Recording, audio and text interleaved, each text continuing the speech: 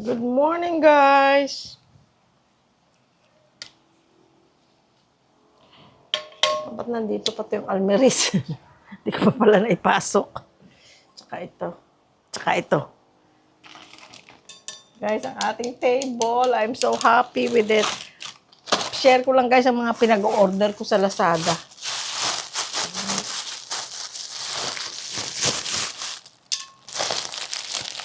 Ito, guys, para sa kitchen drain. Yung, alam mo, yung, di ba, sa lababo mayroong drain. Nilalagyan ko pa rin siya ng ng net. Dahil kasi, ito, hindi na ako magtatak-tak-tak-tak. Kinukuha ko na lang tapon. Yung mga debris. Pag naghuhugas ka ng plato. So ito, binabalot ko siya doon sa ng lababo. Kasi ang aming sink, hindi kagaya dyan sa Amerika na mayroon kang pipindutin, gigilingin nyo yung mga debris. Ayoko mag-clog ang drain dito. Napakamura lang nito, magkano lang, parang 17 pesos lang yata or something. 100 na ang laman. So, ganyan, no? Yung ganyan. Yan. Lalagay mo siya ganyan. So, dyan siya mapupunta yung mga debris. Kukunin mo lang ngayon to tapon. Kaysa taktak ka ng taktak, masisira pa yung, yung strainer niya, yung ng lababo, masisira pa dahil katataktak mo. Tsaka makakailang taktak ka bago maalis lahat. Ito, tapon mo lang. Diba? So, sabi ni Louie, ano naman ang pinagbibili mo? Sabi ko, mga bagay na kailangan. Hindi daw siya namumroblema sa akin, guys, sa mga bili-bili dahil kasi hindi naman ako magastos na maluho. Pag may binili ako, alam niya, kailangan para sa bahay. Ito, guys. Subok mo na talaga to. Para sa, alam niyo yung mga sa banyo, yung mga gilid-gilid na kahit anong brush mo hindi na maalis dahil mold yun, mold stains. Pwede mong lagyan siya ng Clorox, pwede mo siyang pero matagal. Ito, guys, subok ko na talaga to. It's a Japanese, Korean ba to? Japanese na sulat. Saan ba to gawa? Anyway, subok ko na to kasi bumili na ako nito noon just to try. Kasi parang 49 pesos lang naman. Sabi ko try ko lang kasi yung banyo namin may mga yung parang yun nga yung maitim-itim yung dot na itim sa grout, parang hindi sa grout. Ano ba tawag doon? Yung puti na parang grout pero nasa sa glass door. Yung puti na tawag doon. Anyway, ito, bubuksan mo, lalagay mo to, tapos ganun mo lang. Leave it for a few hours. Ako, ang ginawa ko that time, matutulog na. Nilagay ko, the next day ay parang magic, guys. Wala. Kasi ito para siyang bleach. So ngayon, bakit ako bumili ng marami? Dahil kasi nung binibili ko ito, 49 pesos ito noon. Guys, hindi ito sponsored. Wala akong sinishare ko lang ang experience ko, ha. So, bumili ako ng 4. Why? Bumili ako dati isa, 49. Ngayon, ang hinahanap ko, hindi na available. Yung mismo sa binilhan ko. So, naghanap ako ng exactly the same. Same name, same packaging, same everything. Abay, 250 pesos? Sabi ko, naku, mahal naman. Para sa inyo dyan nasa abroad, mura siguro kasi parang $5 lang, di ba? Pero para sa akin, namamahalan ako noon kasi bili ko 49 pesos lang. Naghanap ako ng hanap. Alam mo naman po ako pag bumibili, lahat ng mga binibili ako, bihira ako may regret kasi bago ko bilhin yung pinag-isipan, ni-research ko kung pwede, kung tama o maganda. Binabasa ko yung mga reviews. Ito, maganda ang reviews nito. Guys, sa kakapindot ko sa Lazada, nakakita ako ng half off. So, bali, na lang siya? 19 pesos. Bali, 20 pesos. Ay, binili ko dati 49. Tapos, karamihan ngayon, 175, 200, 250. Ito, 19 pesos. Parang based doon sa dati kong binili, half pa. Less than half pa. So, bumili na lang ako ng 4. O di yung kahit dapat pala 5 pa binili ko eh. Kasi kung bumili ako ng 250, parang 5 dating presyo, di ba? Pero, ito ang ano, ito ang gusto ko dahil talagang nakakatulong. Kasi hindi mo yan, lalo pa dito sa Pilipinas, humid. Kahit linis ka ng linis ng banyo mo, magkakaroon ng ano eh, ng parang mold. Yung itim-itim. Kaya, ito, nakakatulong talaga. Doon sa kabilang banyo, hindi kasi masyadong ginagamit. Tapos, lagi siyang dry. So, wala siya. Ito yung sa banyo lang namin. So, ito guys. Kabili ako ng 4. Teka, ito, I think wipes ito.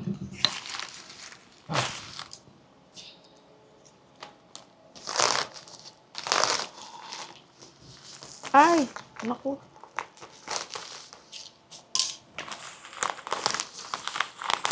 Wipes ni Sky. Pang ano ni Sky ito. Tamaan kong isa. Lagyan ko na lang ng tape. Mabango ito guys. Okay ang presyo, mabango. At saka basa talaga yung wipes. Itong pinapumunas ko kay Sky. Sa mukha niya, sa puwet niya, sa mga paa niya, sa bibig niya. Ito. Lala Feel Baby Wipes. Ano ito na scent? Ano bang scent ito? Powder scent yata ito. Basta mabango siya. Kung itatry nyo guys, tingnan nyo na lang ang picture. Dahil kasi, hindi nakalagay kung anong scent. Pero sa website, or sa Lazada, nakalagay naman doon.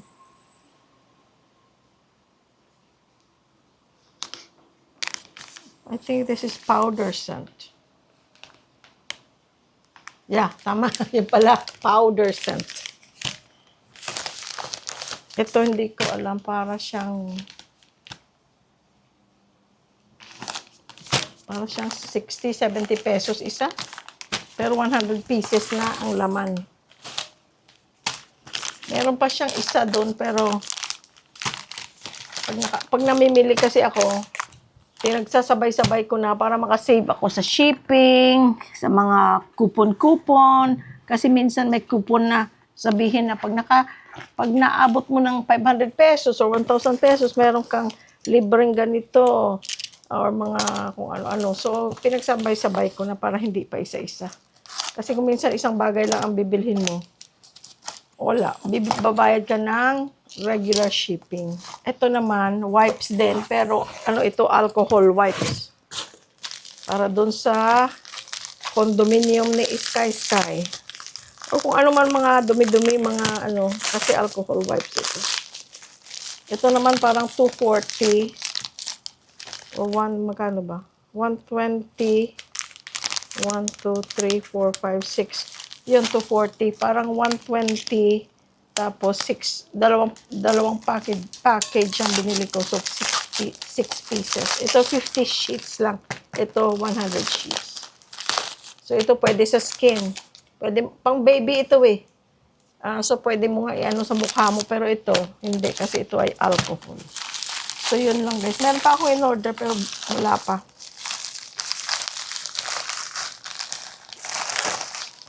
Ang lalaki pala ng mga warehouse ng Lazada, may nakita ko sa Bulacan yata yun banda. 2 lang nakita ko. Naalala ko tuloy yung mga Amazon warehouses sa California, ang lalaki. So, ito ay basura na. So, guys, mamaya liligpitin ko yan. Magdidilig muna ako doon sa mga seeds. Nagtanim na guys ako ng seeds. Hapon nagtanim ako ng kalabasa, upo, sili, at saka kamatis. So, didiligan ko yung seeds para moist siya. Para praying na tumubo sila. Kasi may mga seeds minsan na hindi tumutubo. Bili ng seeds tapos hindi tumutubo.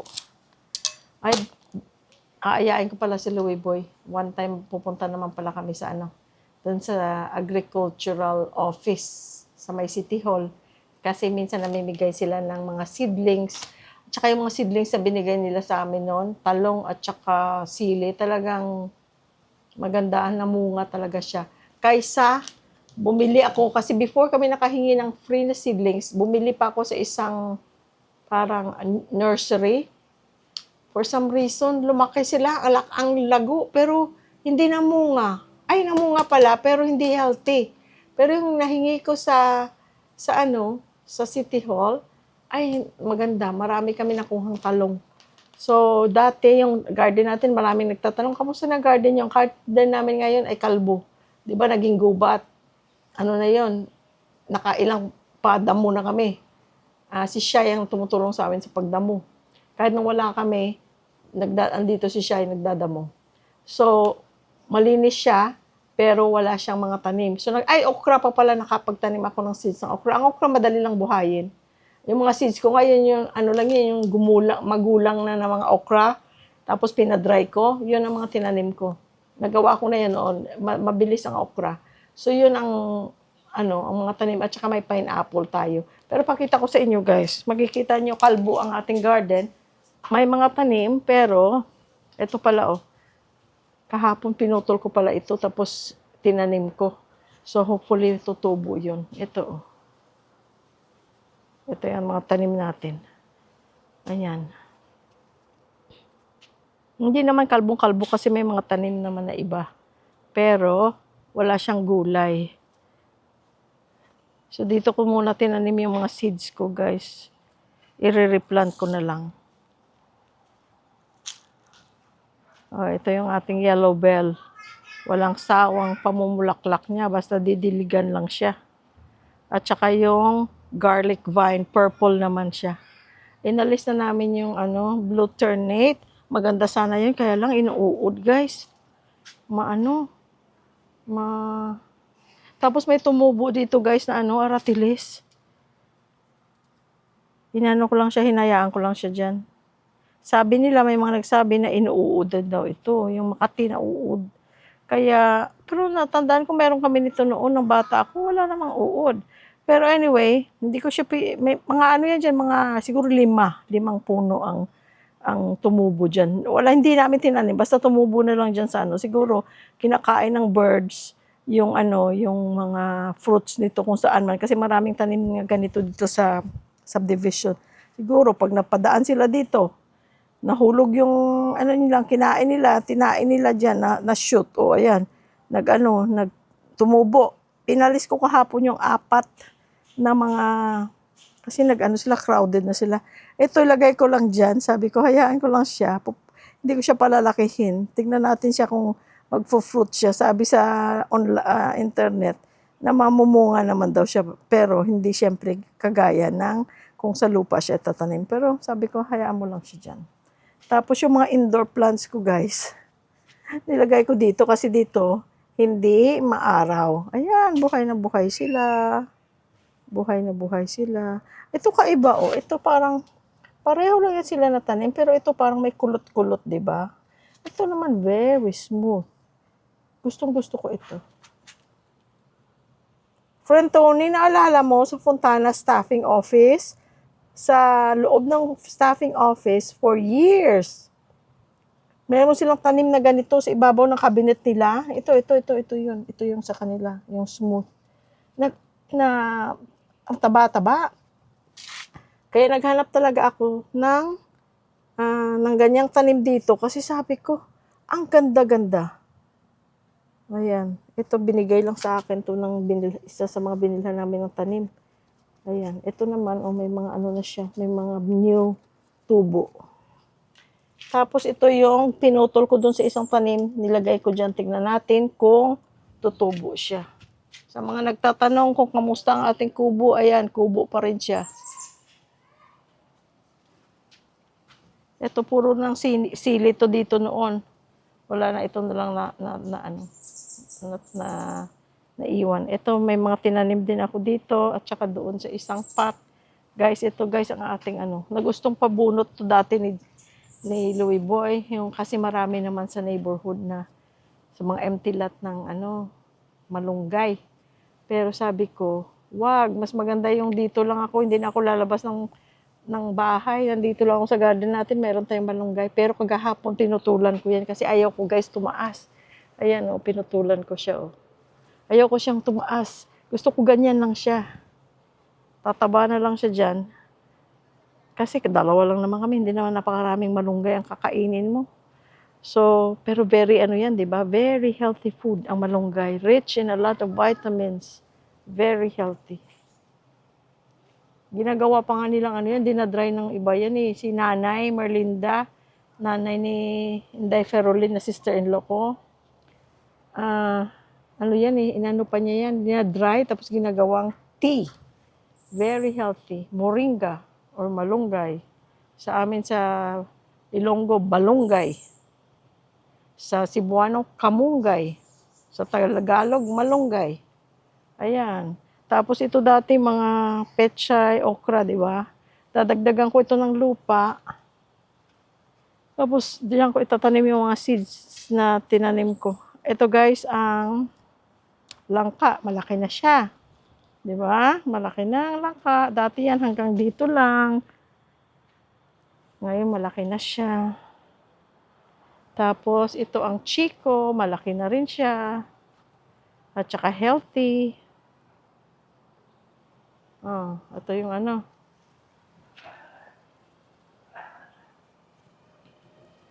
Garlic vine. Ako, may spider. Tapos, ito naman ang yellow kaimito or golden kaimito. Teka, para na namang may kumakain ng dahon. Nasaan? Sine-check ko yan lagi eh, kasi pag may worm ako, ang bilis nilang kainin ang dahon, guys. Pagising mo, ilang dahon nang nawala. Pero malaki na rin siya. At dumami na yung dahon. Kung natandaan nyo, walang dahon yan noon. Konting-konti lang.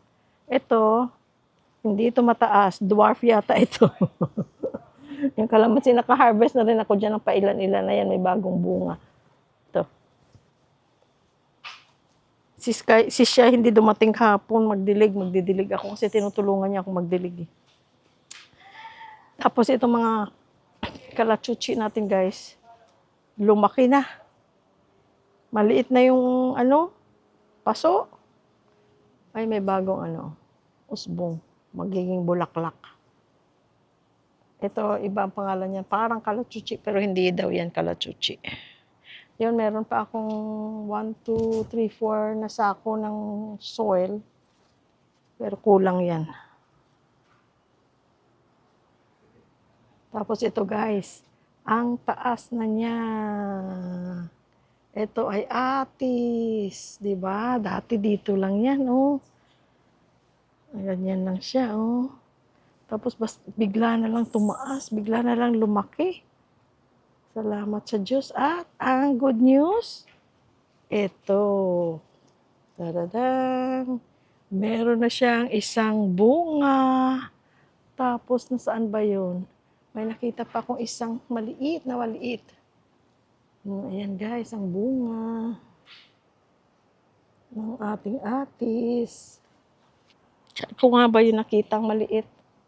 Ayun. Ayun, may maliit. Ayun. Kita nyo guys, ang liit pa. Bibili pala ako ng ano. Ayun, may bulaklak. Dati bulaklak na siya ng bulaklak. Ngayon, naging bunga na siya. Ito, bulaklak. Ang laki niya na. Like itong mga sanga na to, wala to dati guys. Wala yan.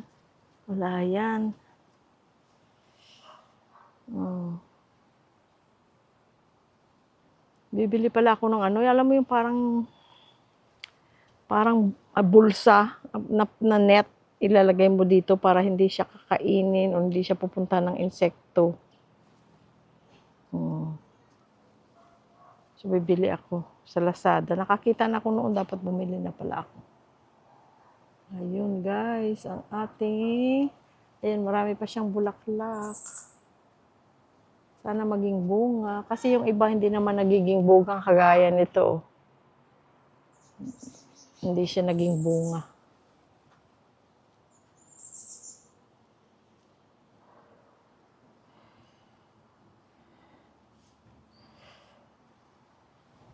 Ito pala guys yung ating pineapple.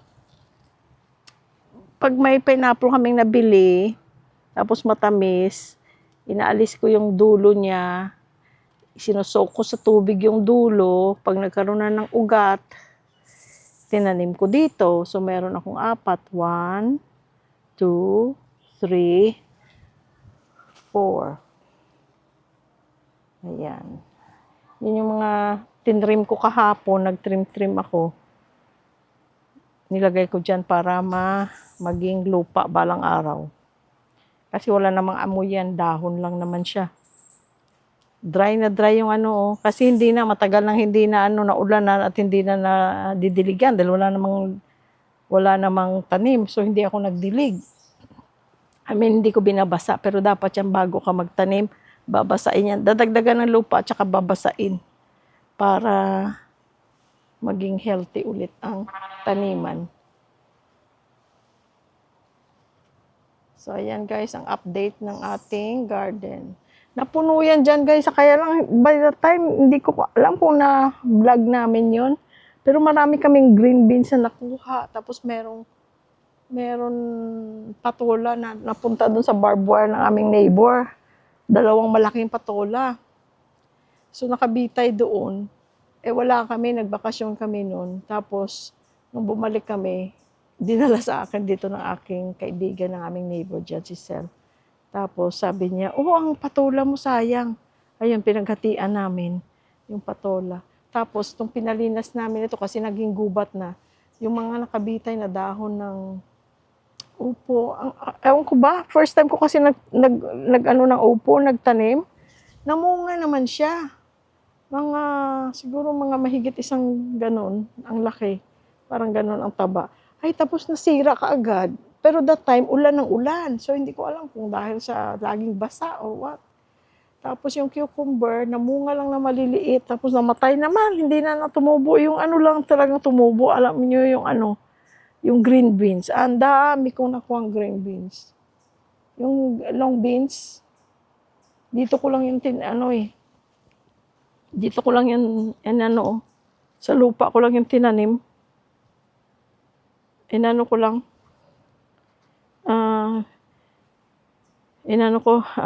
Dinig ko dyan. Tapos nilagyan ko ng loam soil. Tapos dyan ko tinanim. Ay, ang nila, umabot sila dun sa kabila ng trellis.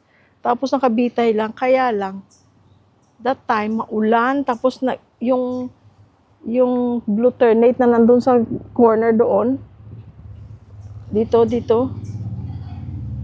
Ang blue ternate dito yung dati. Tapos napunta na doon. Tapos nagkaroon na ng mga uod. So, yung mga uod napunta na rin sa green beans. Kaya, hindi ko na sila inalagaan para mamatay na lang sila. Kinuha ko na yung mga dahon dahil kasi hindi mapuksa-puksa yung makakati na uod. Sabag sa amin, iras. Ano nga ba tawag doon sa inyo? Sa Tagalog. So, anyway, ko na. Hindi ko na pinatuloy dahil puno. Hindi ka makapasok, natatakot ako sa uod. Oy, ang hangin. Ang hangin. Ito naman kailangan i-replant kasi tumaba. Umalsa na ang lupa niya. It's supposed to be like a bonsai pero tumubo. Dapat ginugupit pero gusto kong gumulang muna para maitanim ko ang dulo niya. Kailangan i-replant yan pala. Kailangan ko ng paso. Tapos ito green na sila. Tumaba na sila. Ano ka ba, tumagilid ka sa hangin? Natagilid ka na? Ayan guys.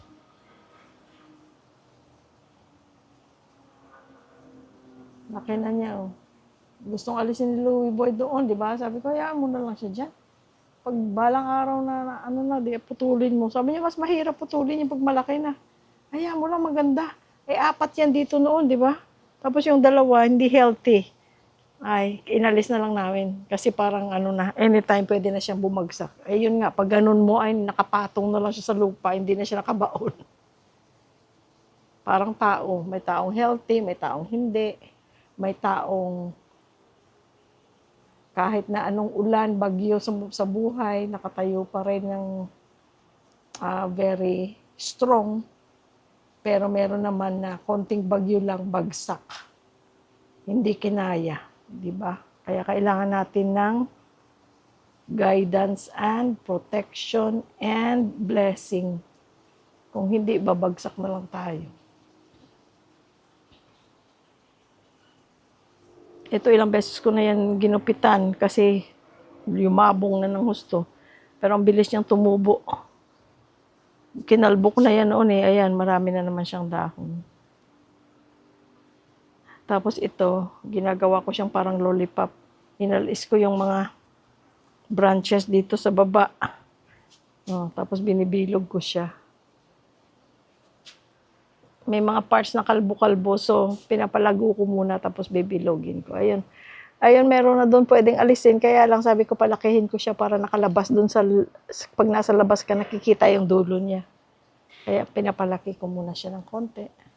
Ito ilang beses ko na itong inaalis na ng dahon. Hindi ko siya gusto dahil kasi may mga tinik. But, maganda itsura niya. Nakakatingnan nyo guys. Nakakaganda. Kahit dito, sa kabila. Maganda siyang tingnan. Kailang may tinik yung branches niya. Pero nandyan lang naman siya. Wala naman tayong batang maliit na masugat. So, okay lang. Ang ganda niyang tingnan. Malalaki ang dahon, di ba? Ano ba yun? Anahaw yata. So, yan ang ating mga tanim. Si Shai kahapon, supposed to come, pero hindi yata pumasok sa trabaho niya, kaya hindi rin siya nakapunta dito kasi aalisin nila yung mga parol. Pero yung ating ang ating tawag dyan, ang ating Eiffel Tower, hindi niya alis, dyan na lang yan siya. Kasi gusto ni Louie Boy aalisin niya. Naku, sabi ko, magpatulong ka, wag kang dyan na mag-isa ka lang, mahulog ka sa hagdan, it's not gonna be worth it. Ayan ang ating marble na coffee table, guys, na mahal ko. Happy ako dyan, guys. Malaking gastos na naman. Ano ba ito? 19,500. Dapat 22. Binigay niyang 20 hanggang naging 19,500. Pero, okay na yun dahil kasi forever mo na to. Magugunaw ng mundo, nandiyan pa rin siya. Sa sobrang niyang solid marble. Tapos, meron akong lalagyan ng kape, creamer, sugar. Diba? Terno siya dito. Pero ipapasok ko yan.